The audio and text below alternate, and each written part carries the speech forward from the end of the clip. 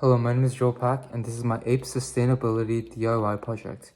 Today I'm going to make a bird feeder using an empty plastic water bottle, 2 sticks, a box cutter, some scissors,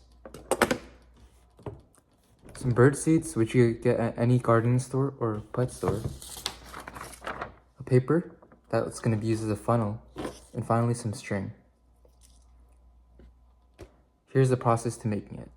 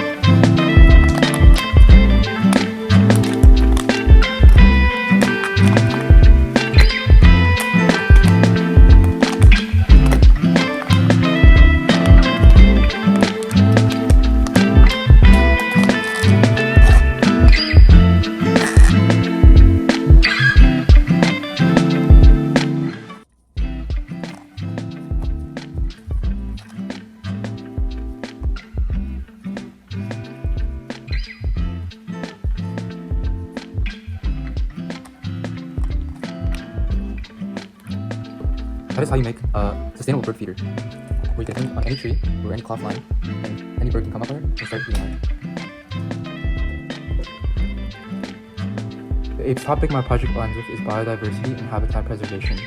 Birds play an important role in ecosystems by controlling pests, pollinating plants, and spreading seeds. Supporting their survival helps maintain the balance of natural systems. My DIY bird feeder is made by reusing an empty plastic water bottle, some sticks, string, and bird seeds. This project supports sustainability in 2 ways. First, it helps reduce plastic waste by giving a second life to single-use items that might otherwise end up in a landfill or polluting the environment. Second, it provides a consistent food source for birds, especially in urban or suburban areas where their natural food sources may be limited due to habitat loss. Encouraging people to create small-scale solutions like this can help make a real difference in supporting local wildlife and reducing human impact on the environment.